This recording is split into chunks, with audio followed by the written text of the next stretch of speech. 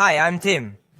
It all starts in the life of our main character, Yugi. In the first chapter, his grandfather dies. In other words, his luck runs out, but he took it well. Besides, this guy, Megumi, shows up and says to him, "Hey, you have a cursed object, give it to me, it's dangerous." Well, but did you know that my grandfather just died? I mean, that's all. Yes, look, you were going to notice it in my list of what Give me the damn thing. The guy was a real scumbag, wasn't he? He gives it to him, but it turns out it was empty. Because some friends of his, who are in the mystery club, grabbed it to get the talisman out of him tonight. Megumi tells us that if they do that, they're going to die. These talismans are made to protect schools. What are they going to say? From these things. They're called curses, and they're created by people's negative feelings.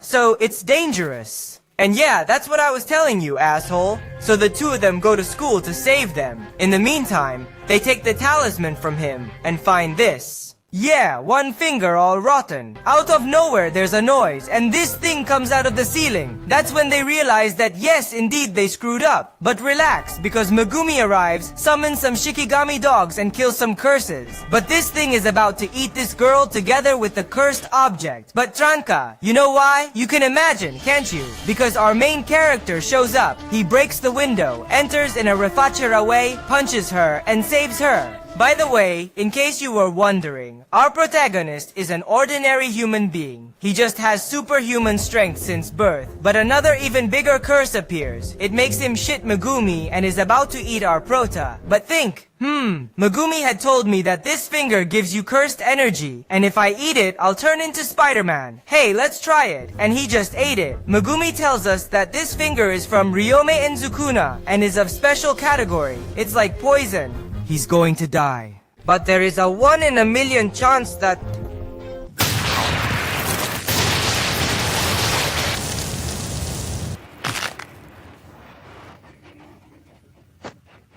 That indeed this happens. The reincarnation of the cursed object. It possessed him and he goes crazy. But only for a little while, because he managed to contain it. So, all good I would say. And that's how Jujutsu Kaisen begins, in a nutshell.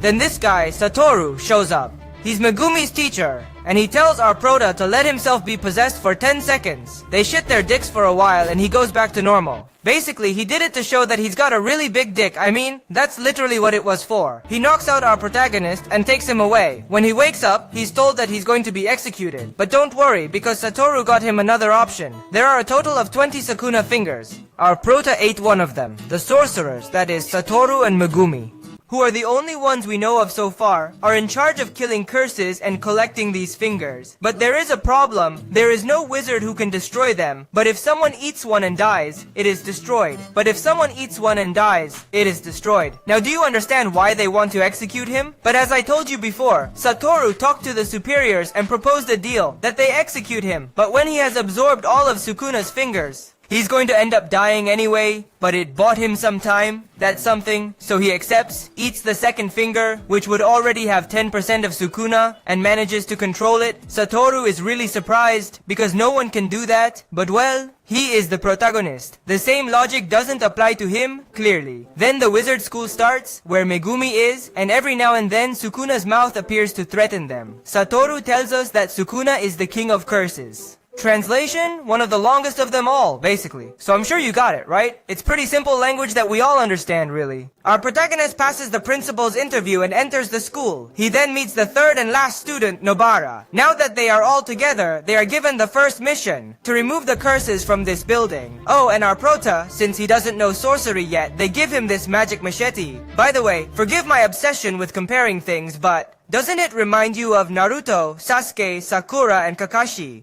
I mean, look at the professor, he's got his face covered and everything. Our protagonist is a jerk, but strong, just like Naruto. This one is Rihimo-depressive, like Sasuke. And this one, well, he kind of doesn't count. Nah, Joda. I still don't know if he's useless, like Sakura. They go in and Nobara encounters a clever curse. He takes a kid hostage and thinks, what do I do now? This shitty critter is Repeat, but it has a hostage. Fua, I don't know what to do for fuck's sake. I'll rehearse him. Tuki ready. Cut off his arms and save him. Like that wasn't so hard, was it? Shall we confirm Sakura too? Nah, it's not that useless. he uses a really cool voodoo technique and kills him. Ah yes, because Nobara uses a hammer and nails to fight. The truth is quite original, I liked it, I approve of it. Besides, he's kind of an idiot, but he's a good guy. Then they give him another mission to enter this place in search of possible survivors. But only that, because here there is a special kind of curse that only the best wizards can kill it, like Satoru, but he happens to be traveling, so it's their turn. They enter, and Nobara is absorbed by the floor. The special class curse appears, and they are paralyzed with fear. Our prota manages to move and attacks him, but is left without an arm. He tells Megumi to find Nobara and escape, while he entertains him. And then he switches with Sukuna and fucks him. But the curse is with a single blow makes him shit. But our prota switches with Sukuna, and with one blow, he makes him really shit. This curse had another finger from Sukuna, so it's perfect. Hey, I'm done. Come on, change. Come on. It's going to take you so long to change. Stop, you can't, can you? Yup, it turns out he can't change. Sukuna goes out, meets Megumi, and tells her that he is going to take our protagonist as hostage. How? By taking his heart out, since Sukuna can live without it, but our protagonist clearly can't. He also eats the finger he got, so he became even stronger. He falls back to his parents and is about to kill Megumi. But don't worry, because our protagonist takes control again, by killing himself to save Megumi. What? You're waiting for me to say, but he came back to life or something? Well, not this time, he died for real.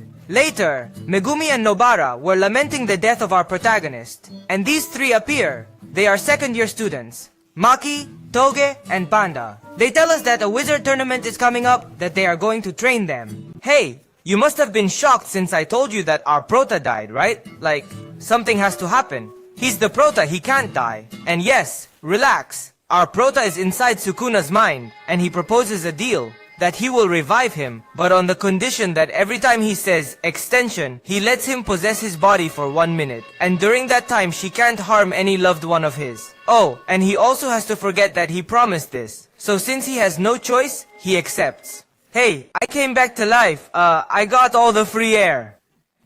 Well, never mind. I've still got it big. Satoru tells this doctor to hide the fact that our prota revived, that is, to leave him registered as dead, for a surprise in the future. She also gives our prota training to control the cursed energy. On the other hand, Megumi and Nobara are training their physical side, with the guys I introduced earlier. Turning sideways, a repoting curse appears behind Satoru, but it does crap. And in passing, it shows us its power, the infinite. Anything that wants to touch it, cannot. Because a few centimeters before touching it, it slows down the movement of the other person. Yes, I know, it is very powerful. Also, he explains to us that it is the expansion of the innate area. Everyone has an element, so to speak. This guy created this area of rocks and lava, which boosts his basic abilities, and whatever rituals he activates, they always hit.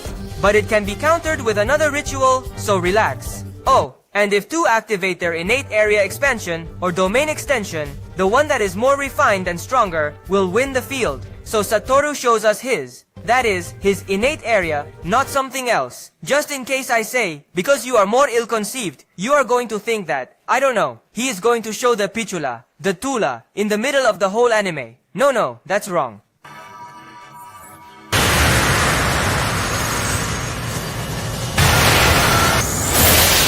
The Infinite Void.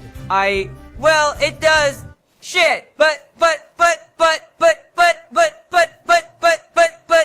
what was that? I don't know, but okay. He had a front. A friend of this guy shows up and saves him. There we are told that there is an organization of powerful curses that want to seal Satoru. Later, our protagonist shows the result of his training. He developed the Divergent Fist technique, which is 2 blows in 1. The first with his brute strength and the second with cursed energy. Then this guy shows up, it's a repowering curse that can modify the body of humans, leaving them like this or like that. He goes after our prota, because he wants them to switch places with Sukuna to propose a deal, but Kento, a first level sorcerer, fights him, rhymed and all, XD, but doesn't kill him, because if you don't destroy his soul, he doesn't die. No matter how many times you destroy his body, he regenerates. Then they fight again, but this time with our protagonist. But he doesn't kill him anyway, the bastard escaped. Later, our prota appears before his companions to say, "Hello, I'm alive, XT." We are also introduced to many secondary characters who are going to participate in the tournament. But the old man here is one of the superiors of the school,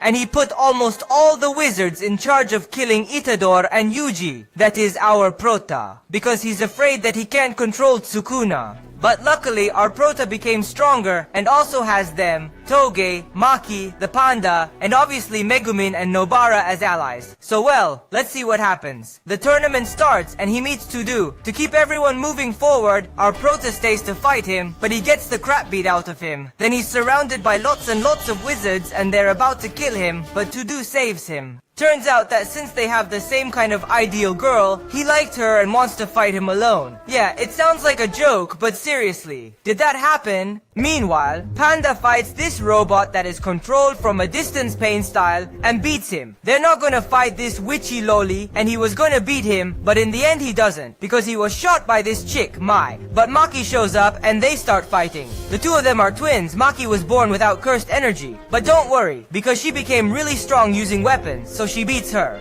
On the other hand, Megumi was fighting with this guy, but some guys interrupt the tournament. They created a barrier in the area where only Satoru can't pass. Remember I told you a little while ago, they are after him. One of the curses is fighting with Megumi and Maki, but he makes them shit, and when he's about to kill them, our main character Itaudu appears to the rescue. Itadori is going to fight this thing by himself. Itaudu is going to stand by and watch, because he wants to teach him a technique and doesn't want to interfere, which I think is perfect, good teacher. Our prota starts and hits him with a triple kick. Na na na na na na na na na na. Very front. But that's nothing, because he developed a new ability, the Black Flash. It is a blow so powerful that it distorts space, although it is not enough. But then Tuadu joins in and activates his ritual. He can swap positions with people. He gets beaten up a bit, but it's not enough either. Although Satoru shows up and he does fuck him up. I know I say that a lot makes him shit, but everybody makes everybody shit. What do you want me to do? Oh, and if you were wondering about that anti-Satoru capsule, well, he broke it. They cancelled the tournament for obvious reasons and give our protagonist a new mission. Miumi develops the extension of the domain.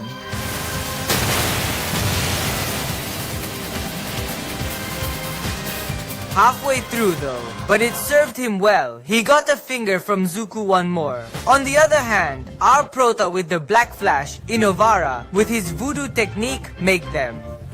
I'd say shit, but it would be very repetitive, so let's say they slap them in the face. Afterwards, Taodu and this girl here, who I don't know who she is, I mean she never appeared in the anime, it's the first time. Recommend Panda, Maki, Megumi, Navara, and our main character, Itadori Yuji, for the ascension to the first class. And so ends Jujutsu Kaisen, summarized.